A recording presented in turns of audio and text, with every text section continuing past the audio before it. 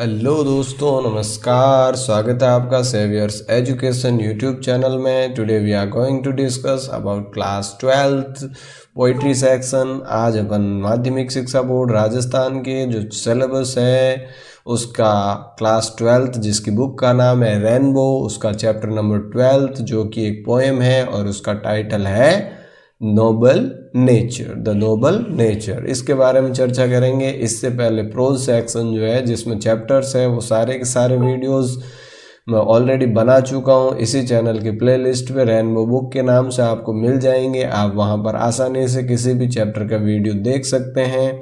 अगर अभी तक आपने चैनल को सब्सक्राइब नहीं किया तो प्लीज़ सब्सक्राइब कर दीजिएगा, बेल आइकन को प्रेस कर दीजिएगा ताकि लेटेस्ट वीडियो नोटिफिकेशन आपको मिलता रहे। और अगर आपको वीडियो अच्छा लगे तो अपने फ्रेंड्स को भी शेयर कीजिएगा ताकि उनका भी कुछ बेनिफिट्स हो सके। तो चलो अपन शुरू करते हैं आज का अपना ये चैप्टर, जिसका कि ना टाइटल जैसा कि आपको दिख रहा है द नोबल नेचर। यानी अब इस पोएम में अपन देखो, बेसिकली पोएम्स जो होती है, कविताएं जो होती है, उसमें एक सिंबॉलिक अर्थ कुछ अलग होता है और उसका एक गूढ़ अर्थ अलग होता है। तो इसमें क्या बताने का प्रयास किया है पोइट ने जो है नेचर से, प्रकृति से कुछ एग्जाम्पल्स लेते हुए। अब देखो नेचर का यहाँ डबल मीनिंग है। एक तो नेचर का मतलब आप सबको पता ही है जैसा कि प्रकृति, दूसरा नेचर का मतलब है स्वभाव, ह्यूमन टेंडेंसी, मानव स्वभाव जो है वो नेचर। यहाँ दोनों अर्थ यहाँ इसके अपन देखेंगे। तो सबसे पहले अपन डिस्कस कर लेते हैं कि भाई इसके पोइट कौन है और इन्होंने क्या बताने का प्रयास किया है। तो देखो about the poem and poet, इसके बारे में चर्चा कर लेते हैं। तो इसके जो पोइट है जिसका नाम है बेन जॉनसन, और बेन जॉनसन जो है जिनका लाइफ स्पैन ये है 1573 से लेकर 1637 तक इनकी ज़िंदगी रही।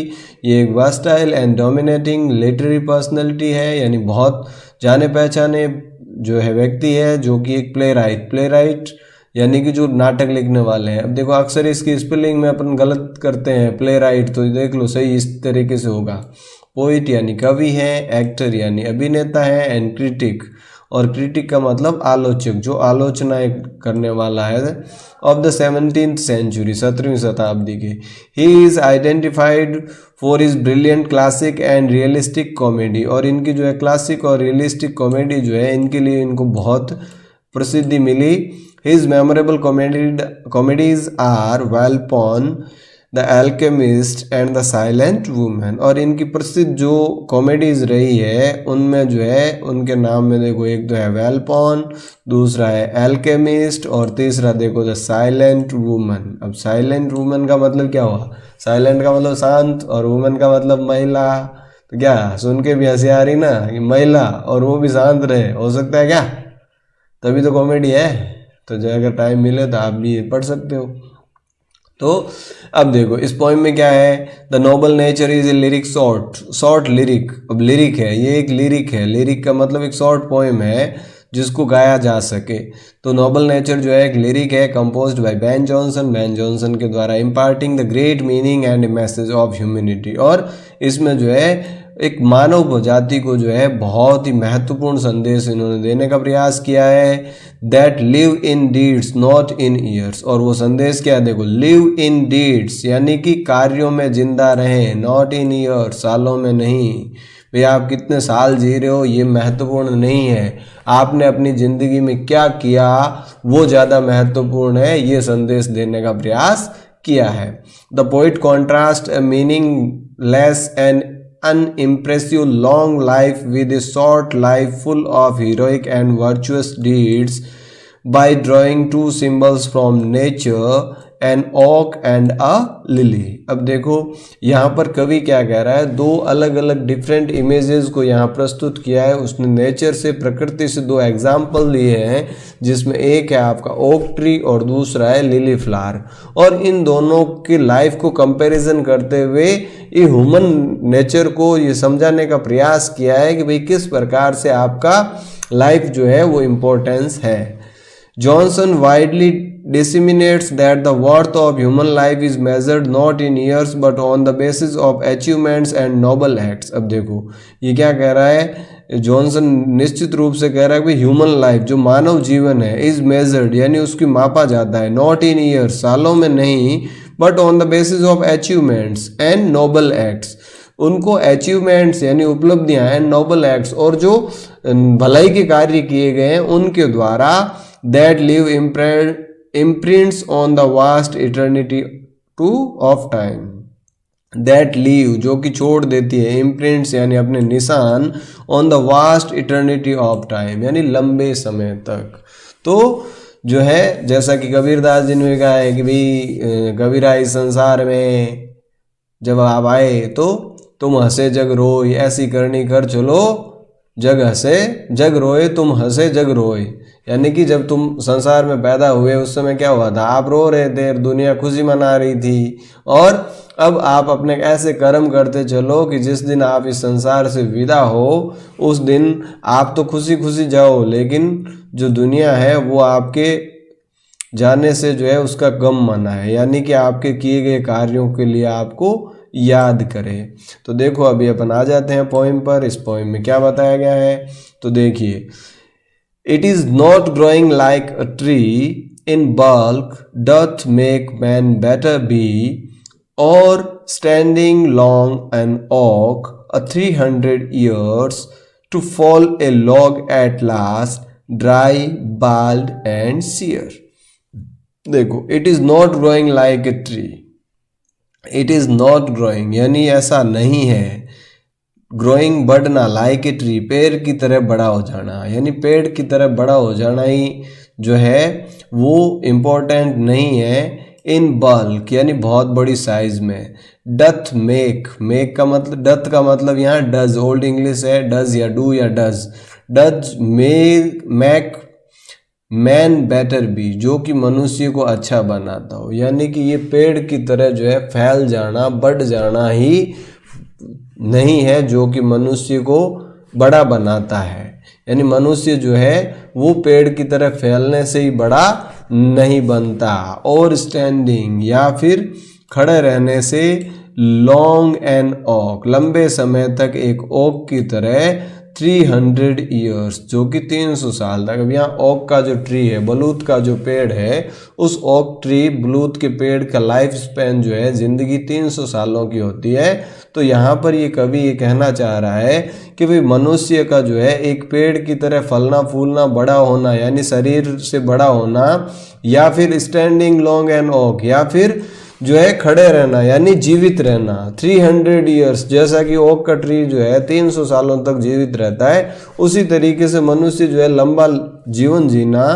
To fall a log at last, और अंततः बलूत के पेड़ का क्या हालत होता है, वो जो है गिर जाता है। ड्राई यानी सूखा हुआ। बाल्ड, बाल्ड का मतलब वैसे तो होता है गंजा, लेकिन यहाँ बाल्ड का मतलब क्या है, गंजा कैसे, पत्तियों से रहित। पेड़ की जो पत्तियां हैं सारी गिर जाती है, सूख जाता है पेड़, तो वो सूखा हुआ, पत्तियों रहित। एंड सीरी, सीरी का मतलब जो है मुरझाया हुआ, सीर जो है मुरझाया हुआ, यानी कि एक पेड़ की तरह फलना फूलना या पेड़ की तरह लंबा जीवन ही जीना जो है वो अच्छा नहीं है। जैसा कि ओक ट्री जो है जो कि 300 सालों तक खड़ा रहता है, 300 सालों तक उसका जीवन स्पैन है, लाइफ स्पैन है, लेकिन अंततः वो जो है गिर जाता है सूख कर, और उस पर पत्तियां जो है वो भी गिर जाती है और वो मुरझा जाता है, यानी कि किसी काम नहीं आता। इसके बजाय देखो नेक्स्ट एग्जाम्पल की ये बात कर रहा है, a lily of a day is fairer far in May, although it fall and die that night, it was the plant and flower of light. In small proportion we just beautify see, and in short measures life may perfect be। देख रहे हैं lily, lily क्या है, कुमुदनी का फूल, एक lily का जो फ्लावर है। अब यहाँ जो है ये तुलना कर रहा है, कंपैरिजन कर रहा है कि भाई एक लिली ऑफ ए डे जो कि जिसका लाइफ स्पैन क्या होता है, एक दिन, यानी कि लिली का जो फ्लावर है जिस दिन खिलता है उसी दिन शाम को वो मुरझा जाता है। इज फेरर फार इन मे, जो कि क्या है, फेरर फार इन मे यानी मई के अंदर खिलता है। ऑल्दो हालांकि, it fall and die that night, हालांकि इट फॉल यानी गिर जाता है, एंड डाई यानी मर जाता है, दैट नाइट उसी रात, भी जिस दिन वो खिला उसी शाम को वो क्या होता है, नष्ट हो जाता है, मर जाता है। It was the plant and flower of light, लेकिन क्या है, इट वॉज द प्लांट यानी एक प्लांट है, पौधा है, एंड फ्लावर ऑफ लाइट यानी कि लाइट का मतलब यहाँ है खुशी, डिलाइट। तो ये जो है खुशियां प्रदान करने वाला पौधा है, जो कि क्या करता है, इन स्मॉल प्रोपोर्शन, यानी इस छोटे से उसके जीवन काल में, वी जस्ट ब्यूटी सी, हम उसकी सुंदरता को देख लेते हैं। यानी एक बलूत का पेड़ है जो कि 300 साल तक खड़ा रहता है, फिर भी हम जो है उसकी तरफ ध्यान नहीं देते, उसकी क्वालिटीज को हम नहीं जानते। जबकि दूसरी तरफ जो मई के महीने में खिलने वाला जो लिली का फ्लावर है, वो जिस दिन खिलता है उसी शाम को वो मुरझा जाता है, लेकिन फिर भी हम उसकी ब्यूटी को, उसकी सुंदरता को निहारते हैं, यानी वो अपने और हमारा ध्यान आकर्षित कर सकती है। तो देखो, इन शॉर्ट मेजर्स लाइफ में perfect be, and in short measures यानी और इस छोटे से इसके जीवन काल में, मेजर्स लाइफ में परफेक्ट बी, यानी उसकी जीवन जो है वो परफेक्ट हो जाता है, परिपूर्ण हो जाता है। तो यहाँ पर इस पोएम में सीधी बात नहीं कह के पोएट ने जो है वो प्रकृति से दो सिंबल लिए हैं, एक ओक ट्री और दूसरा लिली फ्लावर, और यहाँ ह्यूमन नेचर को, मानव को ये संदेश देने का प्रयास किया है कि भाई आपका जीवन भी जो है बहुत लंबा होने से कोई फायदा नहीं है। भले ही आपका जीवन छोटा हो, लेकिन उस जीवन में जो महत्वपूर्ण है वो आपके कार्य हैं। आपने उस छोटे जीवन काल में क्या किया, लोगों की भलाई की या क्या अच्छा कार्य किया जिससे कि आपको लोग याद करें। जैसा कि हम लोग जो है आज भगत सिंह को याद करते हैं, जो कि 23 साल की उम्र में फांसी पे चढ़ गया था, या दूसरे जितने भी लोग हैं, स्वामी विवेकानंद जी को याद करते हैं, जिनका भी लाइफ जो है 38 साल की उम्र में वो चल बसे थे। तो बाकी सारे लोगों को हम क्यों नहीं याद करते, जो भले ही 100 200 105 110 साल की उम्र के होके भी कुछ लोग गुजरते हैं, लेकिन उनको कभी याद नहीं किया जाता। हाँ, एक दिन जरूर न्यूज़पेपर की हेडलाइन बन जाती है कि भाई इतने समय का जो है, इतने साल का बूढ़ा या बूढ़ी जो है उसका देहांत हुआ, लेकिन उनको जो है लंबे समय तक याद नहीं किया जाता। तो इसी प्रकार से हमें ये प्रेरणा लेनी है कि भाई हमारा जीवन भले ही छोटा हो, लेकिन अपने उस जीवन में हम ऐसा काम कर सकें, ऐसे करनी करें, ऐसे कार्य करें जिससे कि अगर हम छोटी उम्र में भी चले जाएं या हमारे जीवन काल जो है छोटा भी हो, लेकिन लोगों के लिए वो उपयोगी हो और उसको लोग याद करें। तो एक मनुष्य जो है, वही मनुष्य श्रेष्ठ है जो अपने जीवन काल में कुछ श्रेष्ठ करता है, अच्छा करता है। ये नहीं कि एक दूसरे से लड़ते रहना, ईर्ष्या करना, चुगलियाँ करते रहना, तो ये तो ज़िंदगी भर करना ही है, लोग करते ही रहते हैं, उनका क्या हश्र होता है यह आपके सामने है। तो अब आप अपनी गिनती जो है उन्हीं लोगों में करवाना चाहते हो, या फिर अपना एक अलग रास्ता अख्तियार करके अपनी अलग पहचान बनाना चाह रहे हो, इट डिपेंड्स ऑन यू, ये आपके ऊपर निर्भर करता है। कवि ने तो अपना कार्य कर दिया, उसने तो 2 एग्जाम्पल्स के थ्रू आपको समझा दिया, और मेरा जो कर्तव्य था, मैंने भी आपको एक हिंट दे ही दिया, इशारा दे ही दिया कि भी किस तरीके से आप अपने जीवन को श्रेष्ठ बना सकते हो। अभी आपके ऊपर है कि भी आप अपने जीवन को किस तरफ ले जाना चाह रहे हो। तो ये पोएम जो है सिर्फ और सिर्फ एग्ज़ाम पॉइंट ऑफ व्यू से भी नहीं, बल्कि अपने व्यवहारिक जीवन से भी बहुत ज़्यादा रिलेट करने वाली है, और भावी जीवन में ये बहुत काम आने वाली है। तो उम्मीद करता हूँ कि इस पोएम के अंदर जो संदेश दिया है कवि ने, उसको आप जो है उसकी गहराई को समझेंगे और इसको अपने भावी जीवन में उतारने का प्रयास करेंगे। अब देख लीजिए, अपन इसमें पोएम के कुछ क्वेश्चंस आंसर्स जो भी है अपन डिस्कस कर लेते हैं कि भाई क्या बताने का प्रयास किया है। अब पोइट्री सेक्शन जो है, इसमें से जो क्वेश्चंस आएंगे, एक तो आपको 4 लाइनें दे दी जाएगी, रोसी से रिलेटेड 4 क्वेश्चन पूछे जाएंगे, या दूसरे जो है एक एक नंबर के कुछ क्वेश्चंस पूछे जाएंगे। तो पहला देखो, what symbols does Ben Jonson draw from nature, nature से कौन से सिंबल है, तो oak tree and lily flower है। इसके बाद इसमें अपन चर्चा कर लेते हैं, mention the qualities of an oak, oak की क्या क्वालिटी है, 300 साल तक खड़ा रहता है, वो क्वालिटी बतानी है। How does a lily of a day impress us, एक दिन की लिली हमें कैसे इम्प्रेस कर सकती है या करती है। How can human life be perfect according to the poet, ये इंपॉर्टेंट क्वेश्चन है, इसको आप जो है याद करना है कि भाई कवि के अनुसार हमारा जीवन कैसे परफेक्ट हो सकता है। उसके बाद देखो 60 to 80 वर्ड्स, एक क्वेश्चन ये भी आएगा। तो इसमें देखो, how does the poet juxtapose two objects of nature with human life. Juxtapose का मतलब एकदम से यूं उल्टा करना, जोड़ना।